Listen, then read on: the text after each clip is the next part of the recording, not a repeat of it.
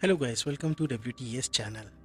आज हम आपको एक्सप्लेन करेंगे एक मूवी जो शॉर्ट मूवी है जिसका नाम है कर्व, जिसे लिखा गया था और डायरेक्ट किया था टिम एगॉन ने। ये बड़ी ही बेहतरीन शॉर्ट मूवी है जो हमें बांधे रखता है एंड तक। 10 मिनट की ये शॉर्ट मूवी है। डिस्क्रिप्शन में लिंक है, आप जाके देख लीजिए।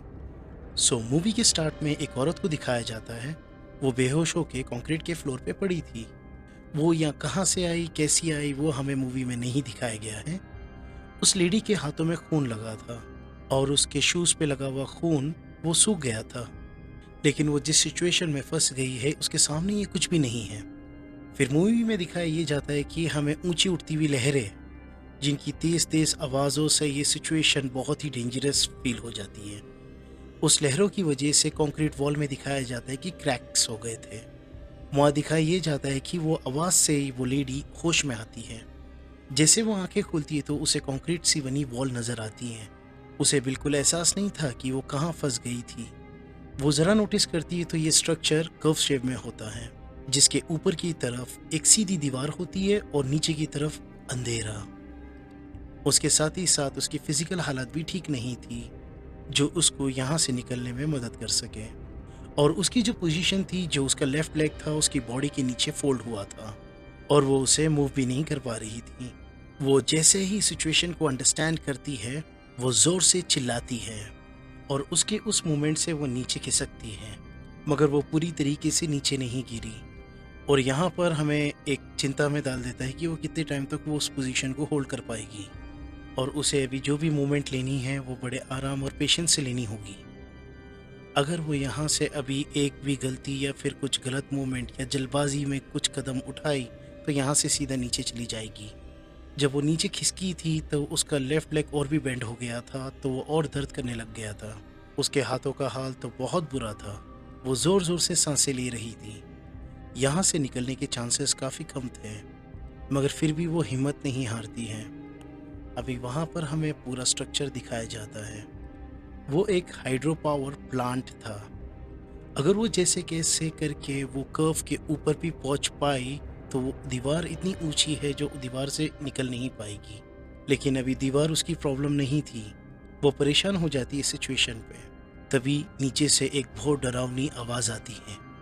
तभी उसे रियलाइज़ होता है कि नीचे गिरना बहुत भयानक होगा। वो अपने आप को स्टेबल करती है और अपने आप को तसल्ली देती है कि शायद ये आवाज़ हवा की तरफ से होगा।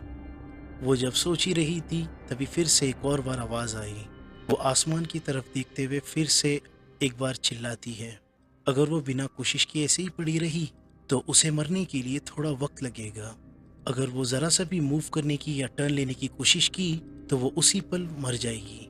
मतलब दोनों सिनेरियो में मौत कंफर्म थी। ये तो उस पर डिपेंड करता है कि वो क्या चूज़ करेगी। वो दूसरा ऑप्शन चूज़ करती है। वो अपने राइट लेग को उठा के थोड़ा मूव करने की कोशिश करती है, मगर उसका ये प्लान काम नहीं किया तो वो और थोड़ा नीचे स्लाइड करने लगी। और अभी दिखाया जाता है कि वो उस कर्व के एज पे थी। वो शांत होकर अपने आप को स्टेबल करती है। फिर वो फाइनली डिसाइड करती है कि अभी जो पोजीशन में है वैसे ही ऊपर की ओर खिसकना होगा। मगर जो कर्व था, जो ढलान था, वो उसको कुछ भी करने से रोक रहा था। फिर वो अपने हाथ को देखती है।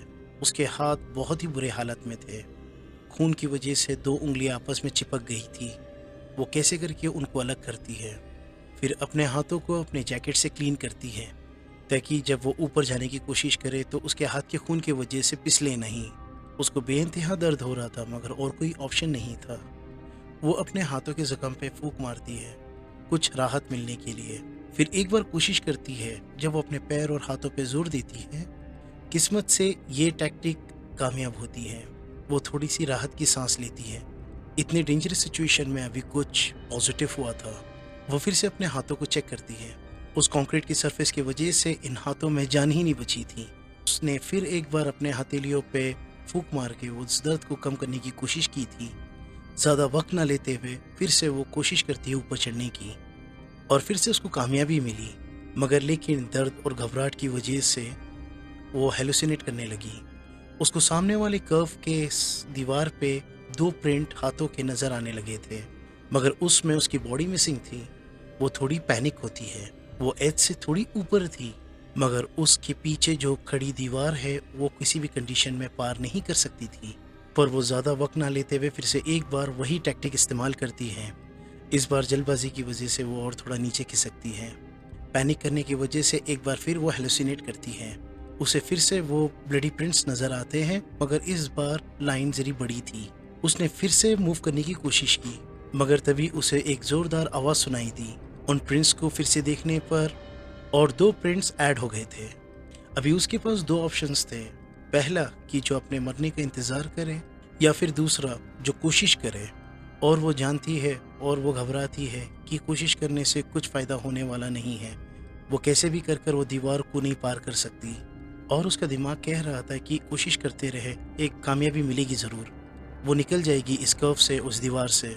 जिस सिचुएशन में वो फंसी हुई थी उसको सही और गलत का एहसास ही नहीं हो रहा था। वो क्या फ़ैसला ले, कहाँ जाए, कौन-सा फ़ैसला ले, क्या करे? मगर वो हिम्मत नहीं हारती है, फिर से एक बार ट्राई करती है ऊपर चढ़ने की। लेकिन कुछ सेकंड्स में ही वो फिर से नीचे आती है। वो अभी तक जितनी भी जो प्रोग्रेस की थी वो किसी भी हालत में गँवाना नहीं चाहती थी। एक और बार फिर से वो और ज़्यादा पैनिक होती है। फिर वो नोटिस करती है सामने वाली दीवार पे जो ब्लड प्रिंट्स है और भी ज़्यादा फैल चुके हैं। एक और बार फिर से दो ज़ोर की आवाज़ आती है। उसे ये उसकी मौत की आवाज़ लगती है, जो नीचे अंधेरे से आ रही थी। उसकी हथेली अब बहुत डैमेज हो गई थी। अब उन पर बहुत ही कम स्किन की लेयर बची हुई है। ऊपर आसमान में बादल गरजने लगे थे और ज़ोर की बारिश शुरू हो गई थी। अब ये पता नहीं, और ये सोचने लगी थी ये बारिश से ये इसकी मुश्किलें बढ़ जाएगी या फिर इससे फ़ायदा होगा उसको। वो ये नहीं जानती कि बारिश उसका दर्द कम करेगी जो उसको जल्दी मार कर, या फिर उसके सर्वाइव करने के होप को डिस्ट्रॉय करेगी। इस शॉर्ट फिल्म में हमें ये दिखाया जाता है और हमें इस स्टेज में लेके आ जाता है कि अब आगे क्या होगा। मगर दोनों सिचुएशन में उसकी डेथ पक्की थी। फिर बारिश की बूंदें उसके चेहरे पे पड़ते हैं, उससे थोड़ा सुकून महसूस होता है, जैसे कि ये कर्व उसका घर हो और ये बहुत वक्त से यहाँ पर है। ये जो शांति है और ये एंजॉयमेंट है, ये सुकून है, ये ज़्यादा देर तक नहीं टिकता। और जैसे कि बारिश के पानी की वजह से फिसलन तो होगी ज़रूर, फिर वो और थोड़ा नीचे स्लाइड कर जाती है। वो अभी आंखें बंद कर ली हैं और इसे किसी भी हालत में हार नहीं माननी थी, और अभी भी उसे सरवाइव करने की उम्मीद उसके अंदर जागी हुई थी। मगर वो धीरे धीरे स्लिप हो रही थी। तो तभी उसे याद आता है कि उसके गले में चैन है, तो उसे वो निकाल के अपने हाथों में बांध लेती है। मगर ये प्लान ज़्यादा काम नहीं करता। हम उसे धीरे धीरे नीचे जाते हुए देख पाते हैं। यहाँ पर ये शॉर्ट फिल्म ख़त्म होती है। इस फिल्म के अंदर हमें दिखाया नहीं जाता कि यहाँ से वो निकल पाई या नहीं निकल पाई, और ये एक ऐसी एंडिंग है जो हम ऑडियंस के ऊपर छोड़ दिया गया है कि क्या होगा। क्या वो बच पाई है वहाँ से, क्या वो गिर चुकी है, ये आप डिसाइड कीजिए। और इसी तरीके से ये मूवी एंड होती है। ये शॉर्ट मूवी की हमने लिंक डिस्क्रिप्शन में डाल दी है। प्लीज़ हमारे चैनल को लाइक, सब्सक्राइब और कमेंट कीजिए।